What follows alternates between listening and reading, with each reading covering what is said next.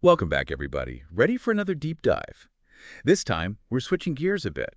You've sent us a whole bunch of stuff about, well, common mistakes new drivers make. Yeah, we're talking driving school manuals, we've got online articles, even a YouTube video in the mix. Someone's about to hit the open road. It looks like it.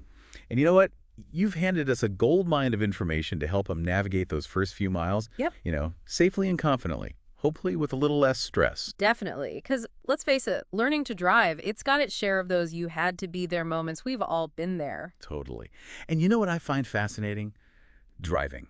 It's way more mental than people realize, at least until they're the ones behind the wheel. It's true, so much of it is mental, and these sources, they do a really good job of laying out not just like the technical stuff new drivers mess up, but also like the thought processes behind it all. Yeah, and even the anxieties that come with it, right? Absolutely. So much anxiety, especially at first. And, a lot of the sources really stress awareness from the very beginning. Makes sense. So we're not just talking about checking your mirrors every now and then, right? They're talking about actually creating this whole mental picture of everything that's happening around you. It's like a 360-degree view almost. Okay, so let's break that down a bit. Yeah. What does building that kind of 360-degree picture even look like for someone who's brand new to driving? Because it sounds a little overwhelming, to be honest, Yeah. especially when you're still trying to remember which pedal is the brake. Right. It's a lot to take in all at once. I mean, in the YouTube video you sent, one instructor actually described it as like constantly keeping track of not just the car in front of you, but brake lights, pedestrians, even the cars behind you all at the same time. Wow. Okay. See, that's a lot to juggle, especially when you're just starting to get comfortable with the whole, driving thing. No wonder some new drivers feel overwhelmed. Oh, absolutely. And you actually see that in some of the common mistakes they make. Like a lot of it comes from overreacting to things. Like they're trying to process so much information that their reactions, they kind of get amplified. Yeah. So it's almost like being a new driver is like trying to drink from a fire hose of information while also trying to, steer this 2-ton vehicle down the road. That's actually a really good way to put it. Vivid, but accurate. And this whole overreacting thing, it can show up in like a million different ways, right? Slamming the brakes at a yellow light, even if there's plenty of room to stop, or oversteering in a turn. Or even like accelerating way too quickly from a stop. Exactly. Those are like classic signs of a new driver who's still trying to figure out how to handle all those stimuli. It's like their internal alarm bells are just like permanently set to 11. And every little thing on the road feels like a 5-alarm fire. It's true. And, the sources suggest that a lot of this boils down to a lack of experience and confidence, really. Which makes sense. The more you drive, the more you develop that Right. feel for the car, the road, that rhythm of traffic, everything. You hit the nail on the head. It's all about finding that balance between being aware of everything that's going on around you, but not letting it turn into full-blown panic. Right, exactly. Yeah. And that's where that idea of smoothness over speed comes in. So I'm so glad you brought that up. Several of the sources mention that, and it's honestly so important for new drivers to get. It's not about being the fastest car out there at all. It's about learning how to control your vehicle with finesse and precision. It's like the difference between, say, a dancer who's just going through the motions and one who's really mastered the art form. Like they both get from point A to point B, but one does it with way more grace. exactly. And you can tell they've put in the practice. Right. One's just smooth, and that's where practice really makes a difference. The more comfortable you get with how your car responds, the smoother, the more in control you're going to feel. Like anything else, right? Like learning an instrument. At first, it's all like squeaks and wrong notes, and then, Oh, tell me about it. I played the clarinet in middle school. Not my finest hour. but then, with enough practice, you start to get a feel for it. Exactly. You start to understand those nuances. And speaking of nuances, there's another layer to this whole new driver thing we should probably touch on. Like how our actions behind the wheel, they affect other people on the road too. It's true. Driving's not exactly a solo mission, is it? Nope. It's all about sharing the road and doing it responsibly, respectfully, with everyone, other drivers, pedestrians, cyclists, the whole gang. And that's where things get interesting, right? Because some of these mistakes new drivers make, even if it's not intentional. Can really throw a wrench in things. Totally. And it's not always like major traffic violations either. Sometimes it's those little things, like hesitating at a green light because you're not totally sure if you have enough time to go. Oh, yeah, I remember those days. And then you've got the person behind you laying on their horn. Talk about a mini panic attack waiting to happen. It's like, I'm going. Just give me a sec to remember how to make all these limbs work together. Exactly. Okay, and then on the flip side, there's tailgating. Oh, yeah.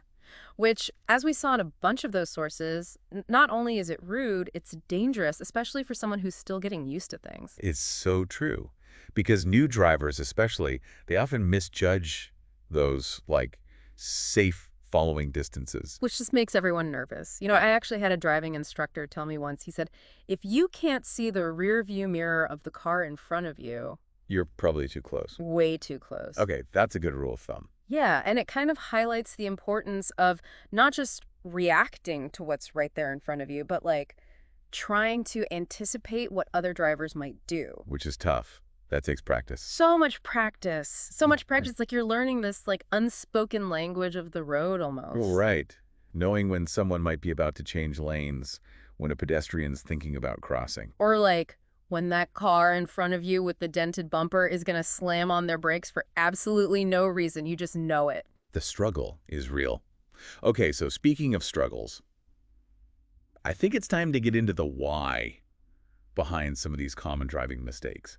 Because it's one thing to just, tell someone don't do that. But It's a whole other thing to understand the reason why. exactly. So let's break down some of these common new driver blunders, shall we? Maybe even save someone out there a fender bender or two. Let's do it. Where should we start? Oh, I know. Let's talk about adjusting your seat. Okay, seat adjustment. Seems pretty basic though, right? You just Okay. plop down, buckle up. What's the big deal? Well, according to this driving school manual we've got here, how you position your seat, it's not just about comfort. It actually impacts how much control you have over the car and even your reaction time. Wait, seriously? So Yeah. how far forward or back I am, that actually changes how well I can drive. It makes a difference. Think about it. If your legs are like way too stretched out or you're reaching for the steering wheel, you're not going to have the same kind of control. And in an emergency, that split second could. Could be everything. It's like, I don't know, trying to run a marathon in flip-flops. Okay, yeah. You might be able to do it, but But it's not going to be pretty. And speaking of things that can mess with your driving, let's talk about good visibility for a sec. important. The driving school manual, they were really big on clean windows and mirrors. As they should be. I mean, that seems obvious, right? Like, who would actually get behind the wheel with a windshield that looks like a Jackson Pollock painting? You'd be surprised. But it's not always about those super obvious things. Even a little smudge here, a bit of grime there. It all adds up. Exactly. And all those little things, they create blind spots and they just like reduce your overall awareness. And remember that 360-degree picture we were talking about? Gone. Or at least a lot harder to maintain. It's like trying to, I don't know, have a conversation through a thick pane of glass. You can kind of make out what the other person's saying, but But it's distorted. And while we're on the topic of communication, can we please talk about turn signals? ah, yes, the often forgotten turn signal. So important, though.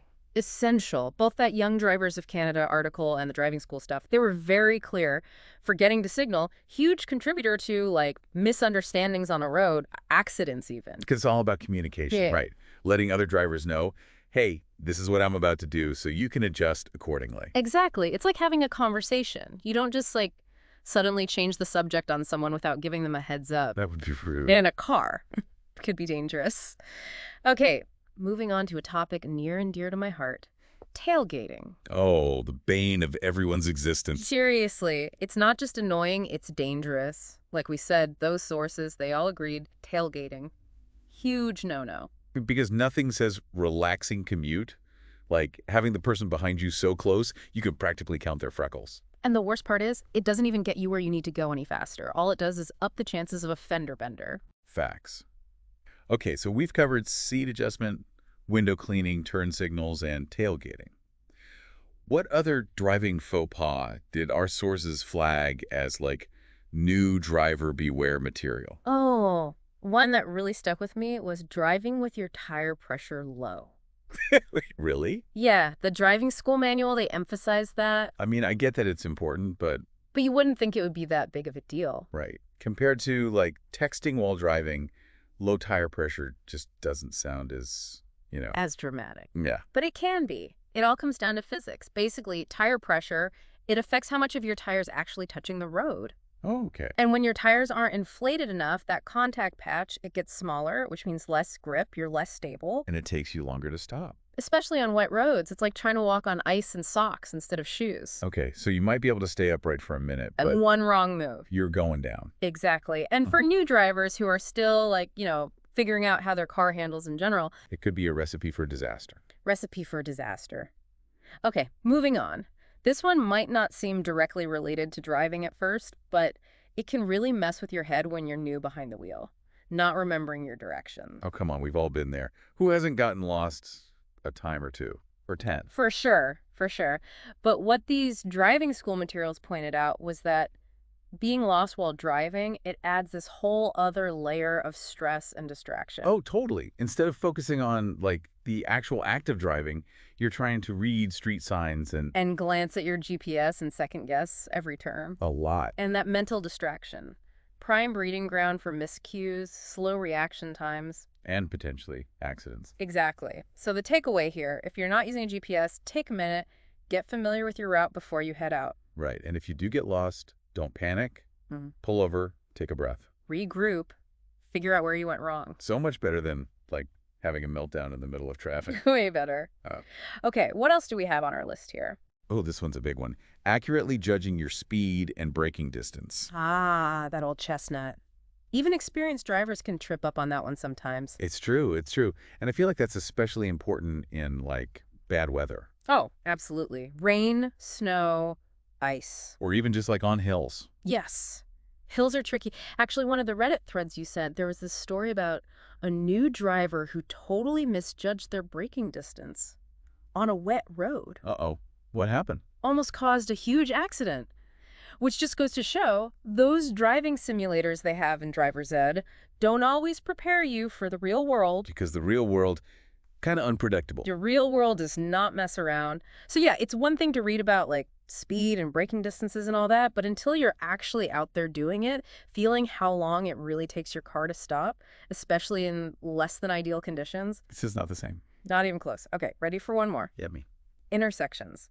Specifically when it comes to those traffic lights. Ah, yes. The cause of and solution to all of life's problems. Isn't it, though? But seriously, judging the timing of those lights, new drivers really struggle with that. Because no one wants to be that person. The one who slams on their brakes at the last second. Or worse, runs the red light. Because that's never a good look. Not a good look at all. So what's the solution? How do you avoid those last-minute panic attacks at a light? Okay, so the driving school manual had this tip. Super simple, but effective. I love those. Lay it on me. Pay attention to the pedestrian crossing signal. Wait, that's genius. Right. Okay, so like if you see that little walking man start flashing or that countdown timer, Yeah. You know the light's about to change. It's all about those little hints. Mm. And the more you drive, the more you pick up on them. But until then, Eyes peeled, stay focused. solid advice. It's amazing how many of these things we just don't even think about anymore. It's like second nature. Totally. Yeah. But for someone who's brand new behind the wheel, yeah, it's a To lot. keep track of. For sure. So for anyone listening who might be getting ready to, embark on their driving journey, what's the biggest takeaway from all this? I think the main thing is becoming a good driver, it takes time. It's not something that just happens overnight. It's a journey. Exactly. And there are going to be some bumps along the way, like actual bumps in the road, but also, those moments where you're like, what am I doing? Why did I think I could do this? Especially when you've got, the guy in the pickup truck behind you, laying on his horn because you took an extra second to go when the light turned green. Oh, tell me about it. But those moments, as annoying as they are, they're all part of the process. Seriously. Every mistake, every close call, it's all a learning experience. Exactly. So embrace those mistakes. Don't be afraid to, learn from them. And never stop trying to get better. Exactly. Because driving, it should also be fun. So once you've got the hang of it, relax a little. Put on some music. Yes. Enjoy the ride. Just maybe not too loud on the singing along, Yeah. especially at a red light. Solid advice. Well, I think that about does it for this deep dive into the wild world of new drivers. So much to learn. So much to learn. For everyone out there hitting the road, remember, Safety first, patience always, and never underestimate the power of a good GPS. And a clean windshield. Oh, and a clean windshield. How could I forget? Until next time, folks, drive safe out there.